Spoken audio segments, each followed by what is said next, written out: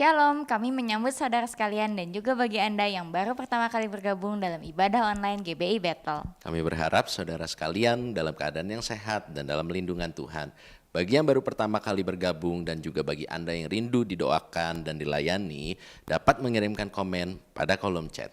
Sebelum kita mengikuti ibadah ini, mari kita berdoa. Tuhan Yesus, terima kasih atas kesempatan kami boleh beribadah Tuhan pada hari ini. Walaupun kami beribadah online Tuhan, tapi kami percaya Tuhan dari awal sampai akhir Engkau akan menyertainya Tuhan. Dalam nama Tuhan Yesus kami berdoa dan mengucap syukur. Haleluya, amin. Amin. Ini umat-Mu Tuhan.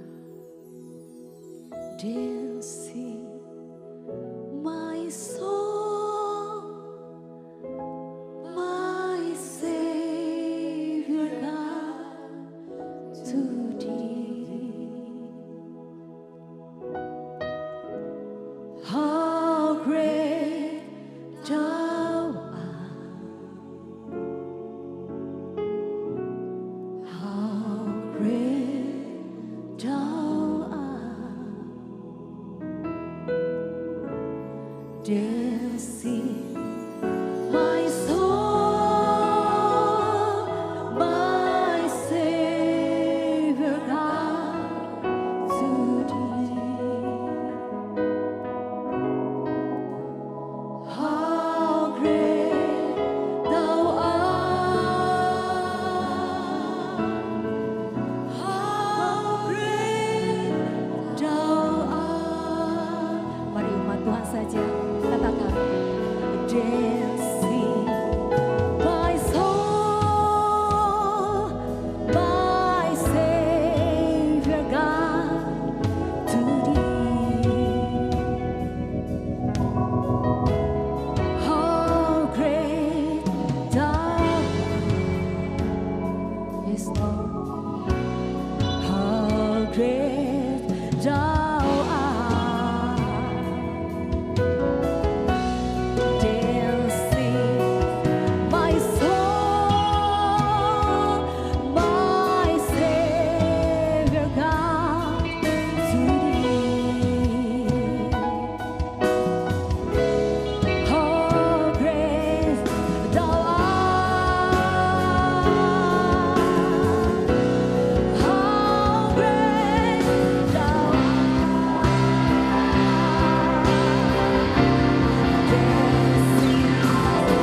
My soul, my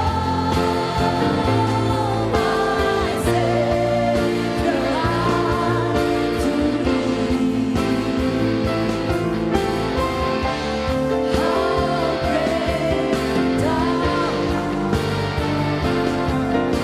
Thee. How great Thou art, how great Thou art. Dear see my soul, my Savior God, to Thee.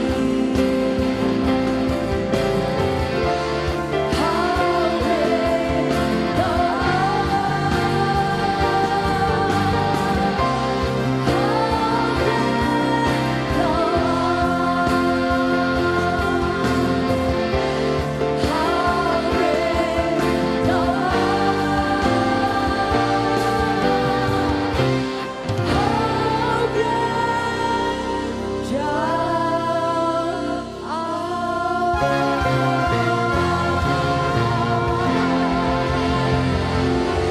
Segala pujian dan hormat hanya bagi Engkau Tuhan. Kami siap memuji dan memuliakan nama-Mu hanya di dalam nama Tuhan Yesus. Sama-sama katakan, amin. Berapa banyak yang dicintai oleh Tuhan, boleh lambaikan tanganmu tinggi di hadapan Tuhan. Beri sorak kemuliaan bagi Tuhan kita, come on. Kita semua umat pilihan Tuhan. Kita semua umat dicintai oleh Tuhan, amin. Kita akan melompat bagi Tuhan. Bersuka cita atas kebaikan Tuhan, haleluya.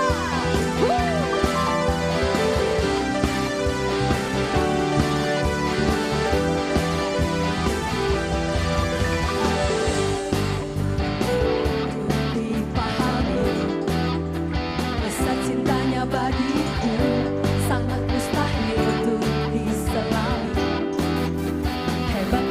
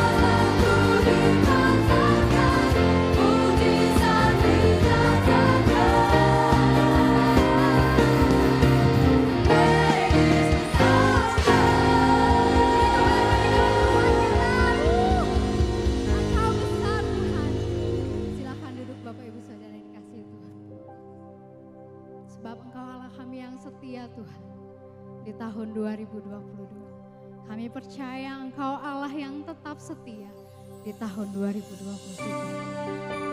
Kami rasakan lawatan Tuhan siang hari ini mengalir di tempat ini. Ada kemenangan, ada sukacita yang kami boleh rasakan. Ini setiap kami Tuhan datang memuji menyembah.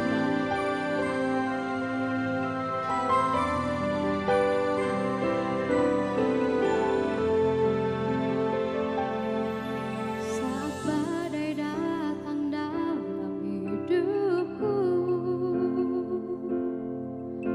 rasa takut di dalam hatiku, ku tak dapat rasakan hadirmu. Ku merasa kau jauh dariku. Firman-Mu hadir meyakinkanku, Yesus Engkau selalu besertaku. Kau buktikan hadir-Mu selalu. Ku percaya Kau selalu topang. Yesus Engkau setia di dalam hidupku. Engkau bersamaku di segala musimku. Yesus Engkau setia di sepanjang hidupku. Ku kan menyembah-Mu untuk selamanya. Ini setiap kami Tuhan datang menyembah-Mu Tuhan. Mari nyatakan iman kita di hadapan Tuhan. Firman-Mu hadir meyakinkanku, Yesus Engkau selalu besertaku. Engkau hadir di tengah-tengah kami Tuhan. Buktikan hadir-Mu selalu. Ku percaya Kau selalu topangku. Yesus Engkau setia di dalam hidupku. Yesus Engkau setia. Engkau bersamaku di segala musimku. Yesus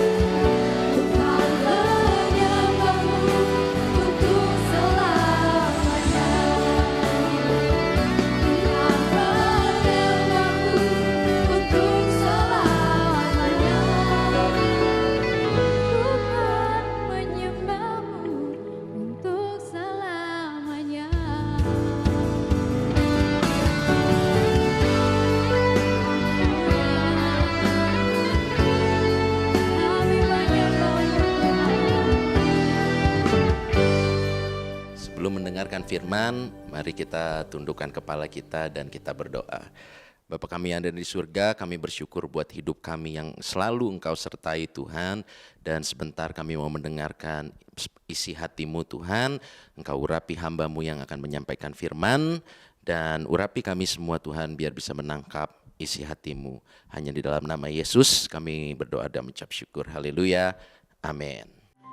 Hari ini saya akan menyampaikan firman Tuhan dengan judul karakter dibentuk dari keluarga. Kita akan baca 1 Samuel 2 ayat 12 yang kita akan sambung dengan ayat 17 sampai 19. Demikian bunyinya. Adapun anak-anak lelaki Eli adalah orang dursila. Mereka tidak mengindahkan Tuhan. 17. Dengan demikian sangat besarlah dosa kedua orang muda itu di hadapan Tuhan sebab mereka memandang rendah korban untuk Tuhan. Adapun Samuel menjadi pelayan di hadapan Tuhan. Ia masih anak-anak yang tubuhnya berlilitkan baju efod dari kain lenan. Setiap tahun ibunya membuatkan dia jubah kecil dan membawa jubah itu kepadanya apabila ia bersama-sama suaminya pergi mempersembahkan korban sembelihan tahunan. Amin. Saudara sekalian, keluarga adalah lembaga pertama yang Allah dirikan di atas muka bumi.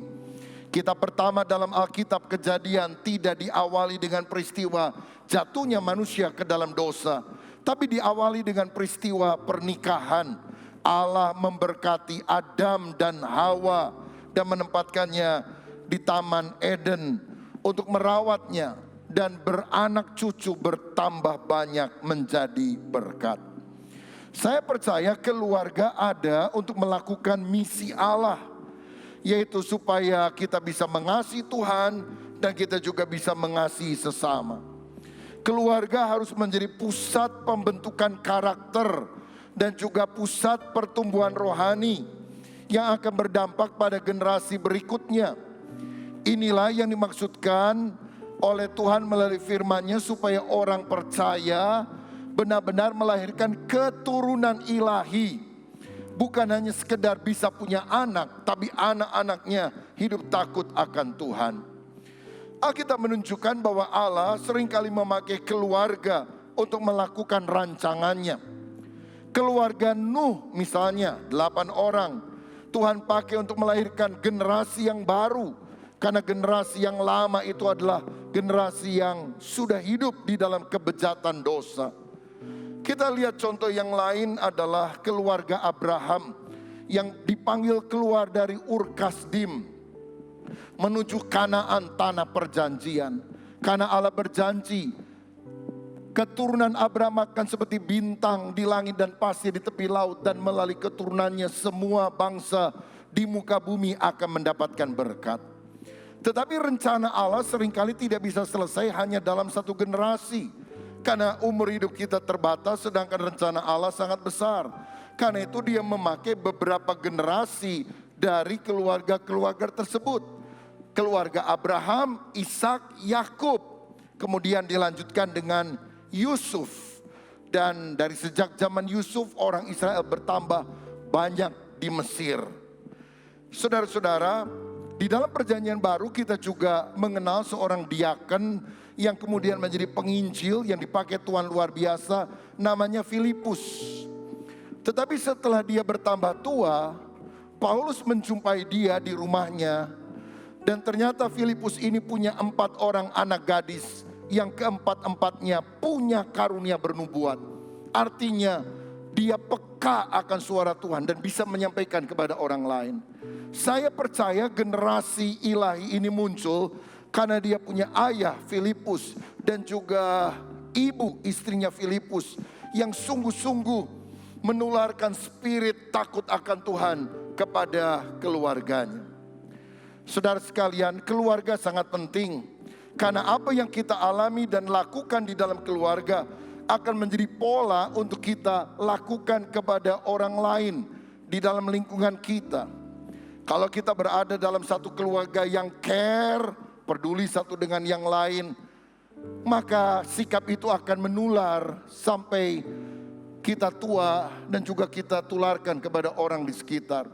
Kalau kita belajar memberikan pertolongan atau menyatakan kasih, mensupport, maka apa yang kita lakukan di dalam keluarga itu benar-benar akan jadi berkat. Saudara-saudara, kebiasaan yang kita miliki, habits, itu akan membentuk karakter atau watak atau tabiat kita. Apakah baik atau buruk. Orang yang biasa marah, lama-lama disebut sebagai pemarah. Tetapi orang yang biasa ramah, lama-lama disebut sebagai peramah. Dari kebiasaan marah menjadi karakter pemarah. Dari kebiasaan ramah, lama-lama menjadi karakter peramah. Dan semuanya dibentuk di dalam keluarga. Karena itulah kalau saudara melihat dalam 1 Timotius 3 ayat 2 sampai 5, salah satu ciri atau persyaratan seorang pemimpin rohani, dia harus jadi teladan dalam pernikahan dan keluarganya.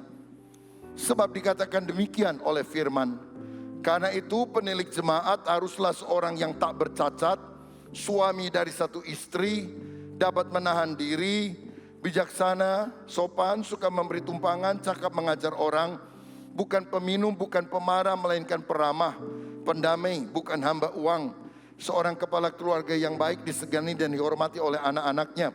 Jika seorang tidak tahu mengepalai keluarganya sendiri, bagaimana ia dapat mengurus jemaat Allah?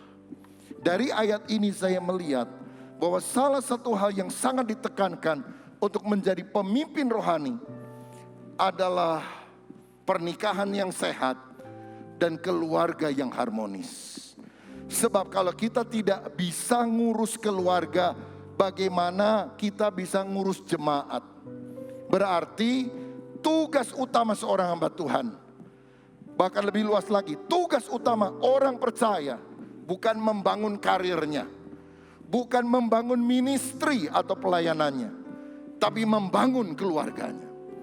Kalau keluarganya kokoh, kuat, jadi berkat, maka apapun yang dia lakukan dalam pelayanan itu akan berdampak positif kepada banyak orang.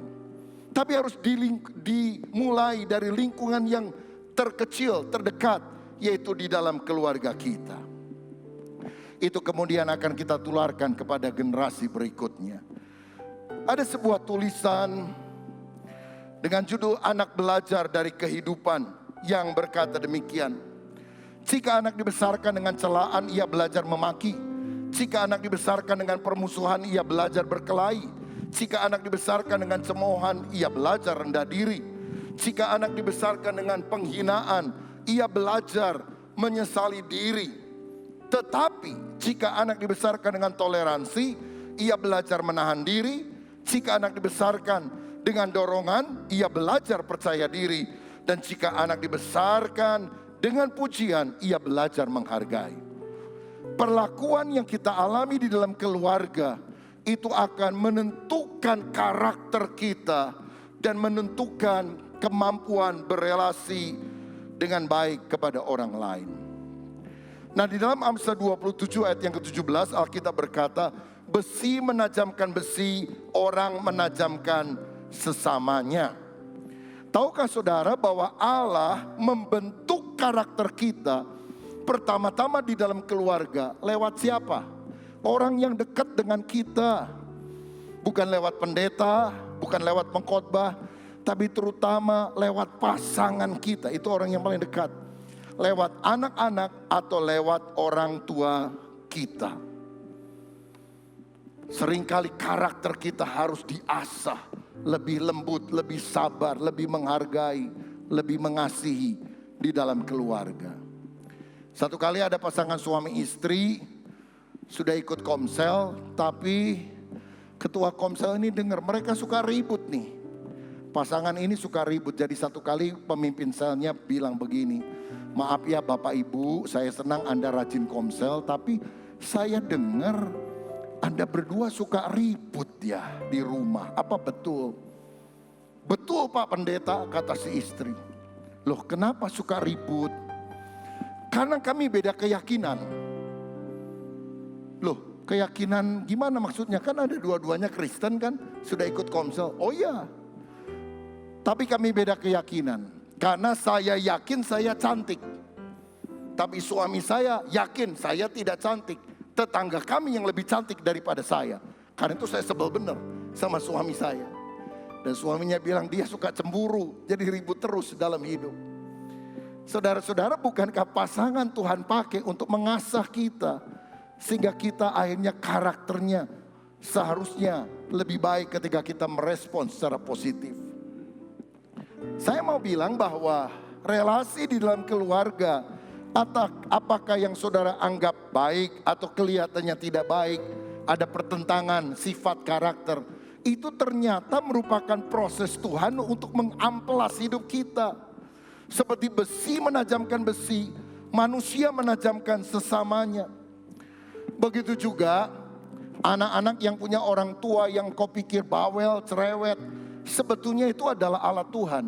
Saya mau bilang kalau ada anak muda yang ibadah pada hari ini, kalau engkau tidak bisa menghargai orang tuamu yang adalah wakil Tuhan di bumi, engkau tidak bisa menghargai Tuhan. Karena gimana kita bisa menghormati Tuhan yang tidak kelihatan? Kepada yang kelihatan aja kita kurang ajar. Kepada yang kelihatan aja kita nggak sopan. Dalam Efesus 6 ayat 1-4 dikatakan demikian. Hai anak-anak, taatilah orang tuamu di dalam Tuhan karena haruslah demikian. Hormatilah ayahmu dan ibumu, itu adalah suatu perintah yang penting. Seperti yang nyata dari janji ini supaya kamu berbahagia dan panjang umurmu di bumi. Dan kamu bapak-bapak janganlah bangkitkan amarah di dalam hati anak-anakmu. Tetapi didiklah mereka di dalam ajaran dan nasihat Tuhan. Orang tua, ayah dan juga ibu harus menjadi teladan bagi anak-anaknya. Memberikan nasihat supaya mereka takut akan Tuhan. Tapi anak juga harus taat dan hormat kepada orang tua. Supaya panjang umurmu dan berbahagia engkau. Saudara tahu sikap tidak hormat kepada orang tua itu memperpendek umur. Itu menyebabkan kita tidak akan mengalami kebahagiaan dalam hidup. Mungkin ilmumu lebih banyak, gelarmu lebih hebat, relasimu lebih dahsyat, tapi kalau engkau suka ngomongin yang gak bagus tentang orang tuamu, wah, mama Cooper, gaptek, kuno. Saudara sekalian, sebetulnya kita sedang menutup pintu berkat Tuhan di dalam hidup kita. Karena taat dan hormat itu akan memperpanjang umur dan memberikan kebahagiaan di dalam kehidupan ini. Saya melihat bahwa biasanya seorang anak memasuki 3 fase dalam hidupnya dalam pandangan terhadap orang tua. Yang pertama, ketika anak masih kecil, dia memandang orang tuanya seperti Tuhan. Yang paling hebat yang gak bisa salah. Mana lebih hebat, papa atau Superman? Papa. Mana yang lebih cantik, mama atau bintang film? Mama. Karena apa? Anak masih memandang orang tua seperti Tuhan. Tapi kalau dia sudah masuk masa remaja muda, maka dia melihat orang tua seperti setan, saudara. Waduh, papa mama ini, waduh rewelnya. Masa jam 9 malam aja udah diteleponin suruh pulang. Kan malu saya masih ngafe sama teman-teman. Oh, mulai deket-deket sama si A. Udah diomelin begini begitu, ini anaknya begini begitu. Padahal kan saya biasa aja. Saya kan belum tentu juga jadian sama dia. Saudara, kita seringkali mengalami konflik ketika anak masuk masa remaja pemuda. Tetapi kalau anak itu dibina terus, didoakan terus makin dewasa, dia akan masuk tahap ketiga. Tidak melihat orang tua sebagai Tuhan, tidak melihat orang tua sebagai setan, tapi melihat orang tua sebagai manusia yang ada kelebihan atau kelemahannya. Dan di sanalah kehidupan menjadi lebih tenang. Jadi kalau ada bapak ibu yang hari-hari ini anaknya seperti setan atau anakmu yang menganggap engkau setan, banyak berdoa saudara supaya masa gelombang badai ini bisa segera diatasi. Nah, kuncinya adalah kita harus belajar menerima kelebihan dan kekurangan anggota keluarga kita. Suami punya kelebihan tapi juga punya kekurangan. Istri punya kelebihan tapi juga punya kekurangan. Diterima apa adanya. Keributan terjadi karena apa? Kita ingin merubah orang lain. Kamu mesti nurut seperti saya. Sedangkan pasangan kita bilang, enggak, kamu yang mesti nurut sama saya. Saling menuntut, akibatnya ribut. Coba kalau kita belajar saling menerima apa adanya, damai sejahtera terjadi di atas muka bumi ini, saudara. Saya lahir di Surabaya, suka makan daging. Istri saya lahir di Tasikmalaya, suka makan sayur. Waduh, jadi awal pernikahan kalau dia masak itu sayur aja melulu. Saya tanya, mana dagingnya? Dan dia bilang, ngapain makan daging terus? Sayur lebih sehat. Nah, untungnya dia nggak suka bilang kasar gini. Jangan makan daging terus kayak herder. Wah, saya pasti lebih tersinggung kalau gitu. Nanti saya bisa balas, mendingan saya herder daripada kamu makannya sayur melulu kayak kambing. Nah, herder kawin sama kambing, anaknya apa kan saudara? Jadi akhirnya kita belajar untuk menyesuaikan diri. Jadi kalau dia nggak suka makan daging, saya misalnya makan dulu. Tapi setelah selesai, dia minta saya antar misalnya yang rumah makan atau apa yang jual sayur begitu saudara. Tapi setelah nikah lama, kita udah nggak seperti itu lagi. Ya ke restoran yang sama saja. Kalau beli beef steak, saya makan dagingnya, dia makan sayurnya, kentangnya. Aman kan saudara sekalian. Ya satu porsi bisa dibagi berdua, hemat lagi. Nah ini penyesuaian yang kita harus lakukan di dalam pernikahan.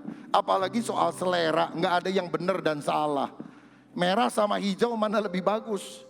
Jawabannya selera saudara. Dan selera jangan membuat kita menjadi bertengkar. Belajar menerima kelebihan dan kekurangan. Selalu berespon positif. Belajar sabar. Kalau anak ngomongnya nyerotos nyelekit. Ibu-ibu berdoa, mungkin kita yang sudah jarang dan malas doa ketika punya masalah dengan relasi dengan anak-anak kita. Itu yang memaksa kita bertekuk lutut dan memanggil kembali nama Tuhan dari dasar hati yang paling dalam. Belajar bermurah hati, mengampuni anggota keluarga kita yang punya kesalahan. Rela menolong dia. Dek, tolong ambilin air minum ya. Kakak duduknya agak jauh dari tempat minum. Oke kak, diambilkan minum, disodorkan. Makasih ya dek. Kan bagus saudara, saling tolong menolong. Hal yang remeh itu juga kadang-kadang bisa tidak ditemukan dalam keluarga modern. Dek, bisa tolong ambil air minum. Emangnya gua pembantu lu? Ambil aja sendiri. Saudara, mengapa kita tidak bermurah hati untuk hal-hal yang simple? Untuk hal yang sederhana. Nah, kalau saya lihat dari perikop yang pertama tadi saya baca, maka ternyata di dalam Alkitab itu ada contoh keluarga yang tidak baik, tapi juga ada contoh keluarga atau anak yang dididik dengan baik. Contoh yang buruk adalah Imam Eli. Imam Eli itu seorang hamba Tuhan, mestinya dia menjadi teladan. Tapi rupanya dia tidak mendidik dan tidak memberikan teladan yang baik kepada Hofni dan Pinehas, kedua orang anaknya. Sehingga yang pertama, anaknya tumbuh tidak takut akan Tuhan. Alkitab tadi berkata mereka tidak menghargai korban bakaran yang dipersembahkan sebetulnya untuk kemuliaan nama Tuhan. Di ayat 22 juga dikatakan Hofni dan Pinehas suka berzina, tidur dengan perempuan-perempuan yang melayani di kemah pertemuan. Nah, ada berapa banyak keluarga menyebut diri Kristen, tapi tidak ada nilai rohani dalam hidupnya. Kristen sih, kadang ke gereja, tapi semua formalitas dan ritualitas. Gak benar-benar spiritualitasnya itu nampak. Gak takut akan Tuhan, bahaya sekali. Yang kedua, mereka tidak peduli dan tidak menghormati orang tuanya. Karena di ayat 25 dikatakan Imam Eli bilang, anakku jangan kamu berdosa begitu kepada Tuhan. Nanti dihukum Tuhan. Tapi Alkitab bilang mereka enggak peduli, tidak mengindahkan perkataan orang tuanya itu. Karena Tuhan akan mematikan mereka karena mereka tidak mau bertobat. Ini anak yang berontak sama orang tua, mengata-ngatain orang tua. Hati-hati loh saudara, ada Tuhan yang melihat. Dan kalau kita enggak bertobat, ada hukuman yang bisa menimpa. Yang ketiga, Hofni dan Pinehas itu kasar suka melakukan kekerasan. Mereka itu kan imam, lalu ketika persembahan dari umat itu dibawa, kan mestinya menjadi korban bakaran. Lemak-lemaknya itu dibakar untuk Tuhan. Mereka bisa bilang, aduh kita udah bosen makan daging bakar terus. Udahlah kamu kasih aja itu kambing domba, nanti kita yang urus deh, kamu pulang aja deh. Kita udah bosen sama yang bakar-bakar, kita mau yang rebus hari ini. Lalu jemaat bilang, mana boleh, kan aturan hukum Taurat mesti dibakar. Pokoknya kamu nurut sama kita, kalau enggak kita paksa kamu. Mereka mengambil dengan kekerasan. Ada berapa banyak orang yang keluarganya diwarnai dengan kekerasan. Kalau ngomong kasarnya luar biasa. Saudara, ngomong kepada anak, ngomong kepada pasangan, waduh sangat tidak pada tempatnya. Maukah kita menjadi keluarga yang berkenan kepada Tuhan yang ditandai dengan kasih dan kelembutan? Contoh yang baik adalah Samuel.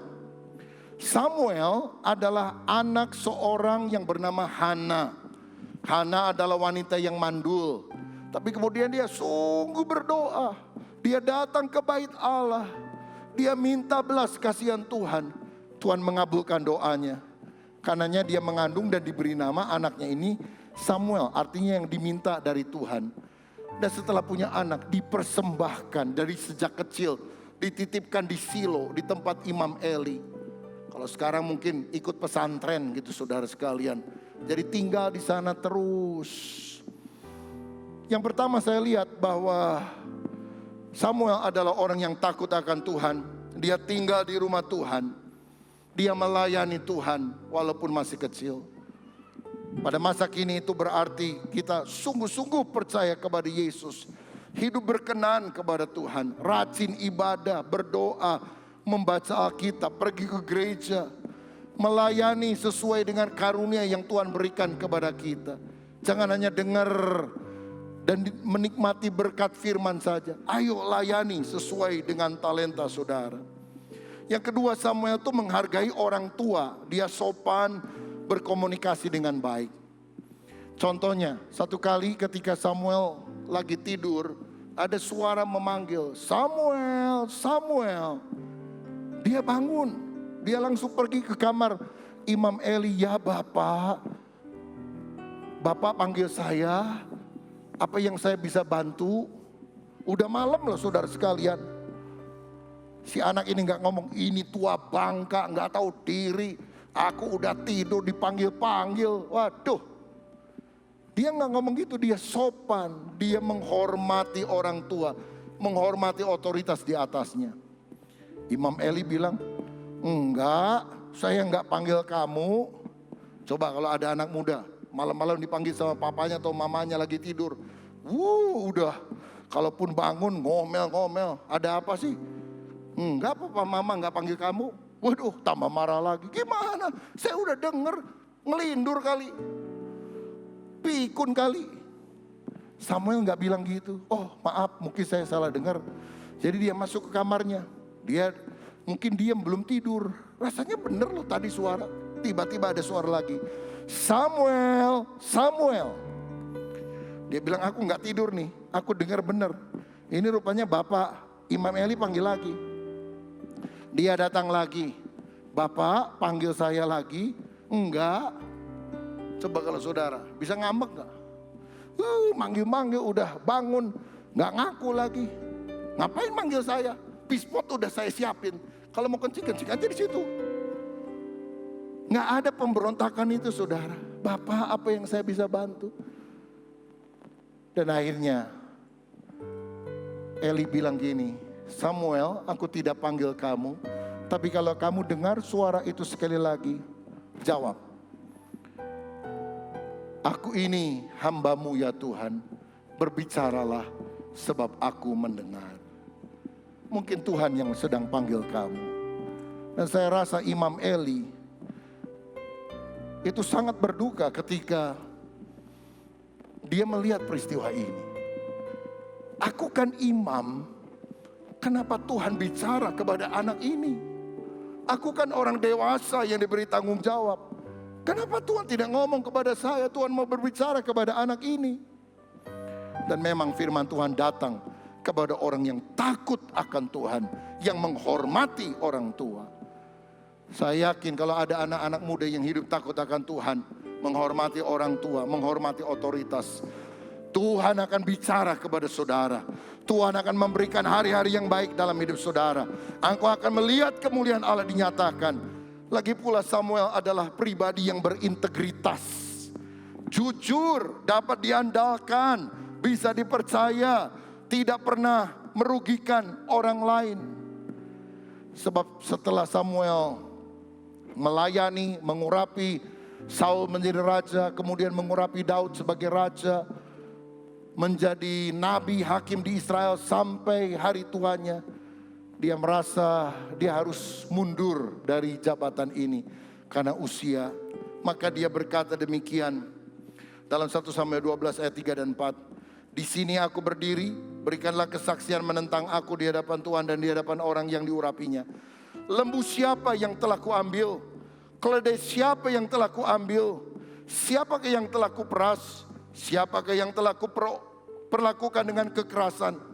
Dari tangan siapakah telah kuterima sogok sehingga aku harus tutup mata? Aku akan mengembalikannya kepadamu jika ada orang yang kurugikan. Tetapi ayat 4, jawab orang Israel, engkau tidak memeras kami dan tidak memperlakukan kami dengan kekerasan, dan engkau tidak menerima apa-apa dari tangan siapapun. Saudara, dia punya integritas. Dan dari mana integritas ini diperoleh? Saya yakin spirit dari Hana itu mengalir kepada anaknya. Walaupun lingkungan tempat dia dititipkan ternyata nggak baik. Padahal lingkungan Imam Eli, Hofni dan Pinehas. Alkitab bilang ibunya tiap tahun pergi ke Silo, ke tempat Imam Eli, dan selalu membuat jubah kecil untuk Samuel. Dan tentu pasti ada percakapan. Dan tentu mamanya juga dengar kelakuan dari Hofni dan Pinehas. Kan tiap tahun dia juga bawa korban bakaran ke sana. Dan dia mungkin bilang, nak ingat, kamu itu anugerah Tuhan. Nama kamu Samuel, kamu diminta kepada Tuhan dan aku memberikan kepadamu, kepada Tuhan. Lagi pula kamu sudah mendengar suara Tuhan. Jangan ikuti sikap yang tidak baik. Hidup lurus saja. Tapi jangan menghakimi Imam Eli. Itu urusan Tuhan. Kamu tetap harus hormat ya. Karena dia hamba Tuhan walaupun dia banyak kekurangan. Kamu lurus saja nak. Hidup takut akan Tuhan. Saya yakin nasihat ini membuat Samuel tetap on the track. Takut akan Tuhan. Menghargai orang tua. Punya integritas di dalam kehidupannya. Kiranya kita menjadi keluarga seperti Samuel ini dan bukan seperti Hofni dan Pinehas. Lalu bagaimana cara pembentukan karakter itu diperoleh? Menurut hemat saya melalui dua cara. Pertama lewat keteladanan. Kalau orang tua memberikan teladan itu akan menginspirasi anak-anak mereka untuk hidup sesuai dengan teladan orang tua. Berikan teladan kejujuran kepada anak. Ada anak ngomong gini sama papa, Pak, tadi saya ke kantin sekolah, beli pisang goreng, sebetulnya saya ambil 5, tapi karena sibuk, dia nggak tahu, saya ngakunya 1. Wah, jadi kamu bayar berapa?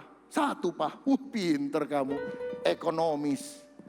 Waduh, ini repot orang tua. Ini anaknya bisa disebut darmaji, dahar 5 ngaku hiji, gitu saudara. Mari kita berikan teladan kejujuran. Oh kamu salah nak, kembalikan. Kamu mesti bayar besok. Kamu ngaku salah itu sama tukang kantin. Saudara, teladan keuletan, kerja keras, rela berkorban bagi keluarga. Itu harus ditanamkan. Ada 2 orang ibu sedang menunggu.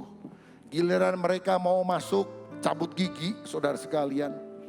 Lalu ibu yang satu nanya sama orang ini, Bu, anak ibu ada berapa orang?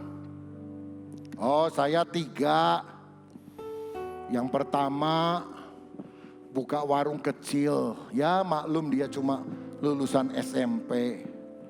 Anak kedua jadi dokter umum. Pasiennya banyak.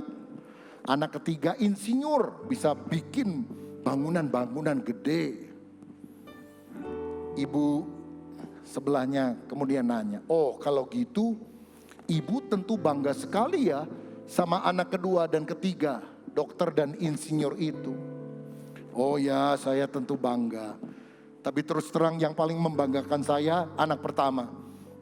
Loh, dia kan cuma lulusan SMP, dia kan cuma punya warung kecil. Apa yang dibanggakan?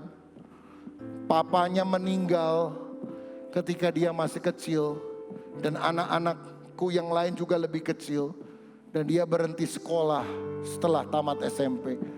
Dia kerja banting tulang untuk apa? Membiayai 2 orang adiknya supaya bisa masuk ke universitas. Dan kalau yang satu jadi dokter, satu jadi insinyur, itu karena jasa kakaknya.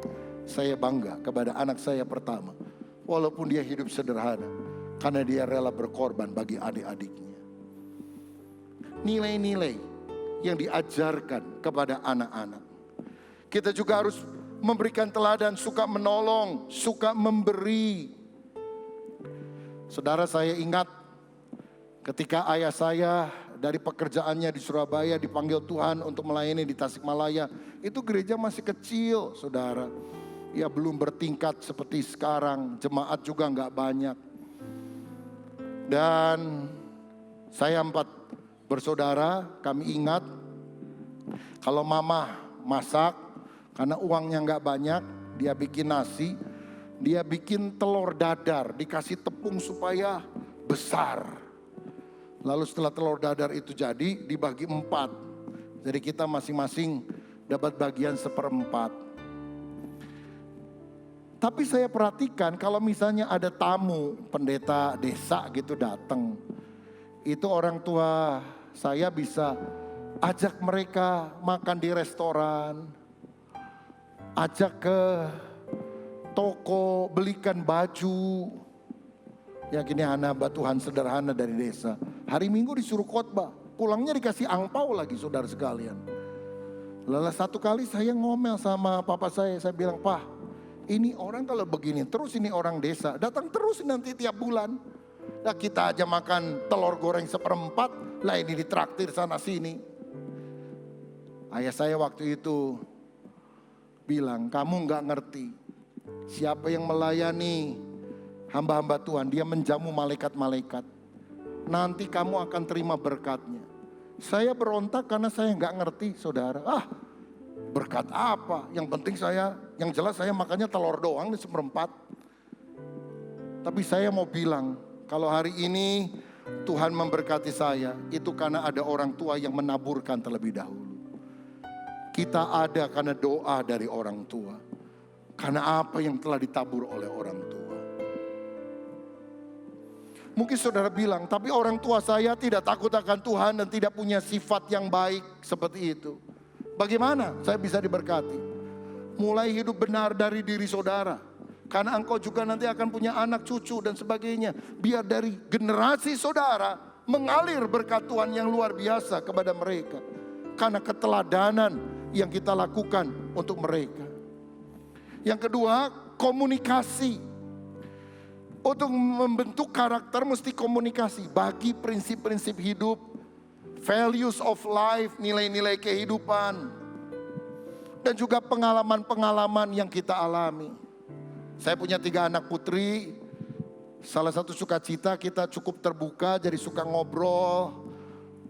Dan anak-anak suka tanya ke saya atau kepada istri saya, "Pap, dulu waktu mulai merintis gereja gimana pergumulannya? Gimana waktu pernah ngalami masa sulit, waktu difitnah orang?" Dan orang tua mesti jadi storyteller, belajar cerita. Nah, istri saya juga seringkali menambahi, dan kalau ada istri yang ngomongnya lebih banyak dari suaminya, bagus. Tapi bukan untuk ngomongin orang, ngomong prinsip-prinsip yang bagus yang diceritakan kepada anak-anak. Sharing of life, itu membuat mereka belajar. Oh begitu ya. Oh, bisa kesel nggak waktu itu? Belajar ngampuni, belajar seperti Yesus. Dibagikan nilai-nilainya, saudara-saudara. Sebab kalau enggak, anak kan nggak tahu apa pikiran kita, apa hati kita. Setiap kali saudara duduk bersama ngobrol, jangan cuma ribut soal makanannya, tapi bagikan nilai-nilai rohani kepada mereka. Itu akan sangat memberkati. Saya yakin hidup itu adalah soal mewarisi sesuatu dari generasi lampau dan akan mewariskan sesuatu kepada generasi yang akan datang. Mewarisi dan mewariskan.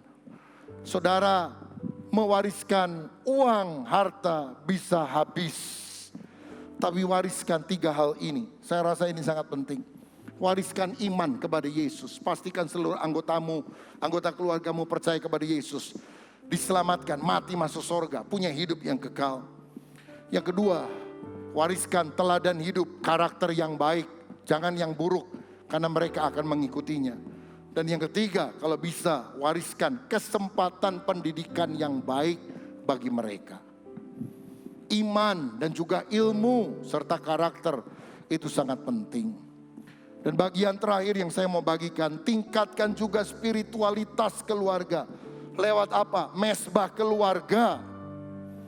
Awalnya ibadah itu dilakukan di dalam keluarga. Keluarga Nuh, keluarga Yosua, keluarga Ayub. Tapi kemudian diwakili oleh para imam, orang-orang Lewi. Di gereja pada masa kini pun banyak pelayanan dilakukan oleh para rohaniwan. Untuk khotbah, untuk pelayanan mendoakan orang, pastoral dan sebagainya. Ini doa saya, keluarga kita menjadi wadah pembentukan karakter seperti Yesus. Kita intim dengan Tuhan, maka sifat karakter Kristus, buah roh mengalir dalam hidup kita. Sebab ada tangan-Mu yang bukakan jalan saat tiada jalan. Ku tak dapat jalan, ku tak dapat hidup di luar kasih-Mu. Ku sadari semua campur tangan-Mu. Ku tak dapat jalan di luar kasih-Mu. Terima kasih Kau mengasihi dapat hidup. Ku tak dapat di luar kasih-Mu. Di luar kasih-Mu. Sadari semua campur tangan-Mu. Ku tak dapat jalan di luar kasih-Mu. Terima kasih buat kebaikan-Mu.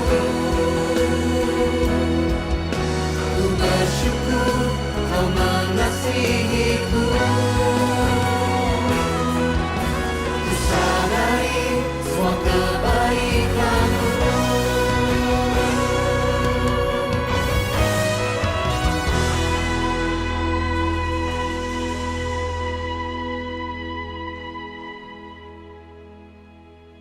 Mari kita akhiri ibadah kita ini di dalam doa. Kita menaikkan syukur kepada Dia atas kebaikannya bagi kita. Bapa Surgawi, terima kasih karena ibadah ini Tuhan pimpin, Tuhan sertai dari awal sampai pada akhirnya. Terima kasih untuk setiap pujian yang kami naikkan kepadamu. Terima kasih untuk firman-Mu yang sudah Engkau perdengarkan bagi kami. Engkau juga menerima persembahan kami. Biarlah semuanya menjadi sesuatu yang berkenan di hadapan Tuhan. Tuhan, kami mengakhiri ibadah kami ini Tuhan dengan memohon berkat-Mu turun atas setiap kami. Kekasih-kekasih Tuhan, terimalah berkat dari Allah Bapa Surgawi, kasih sayang dan karunia dari Tuhan kita Yesus Kristus, persekutuan dan pengurapan yang baru dari Roh Kudus, berkat Allah Tritunggal yang kami terima hanya di dalam nama Tuhan Yesus Kristus. Semua kita yang percaya dan diberkati, mari katakan, amin. Tuhan memberkati kita sekalian, sampai berjumpa lagi.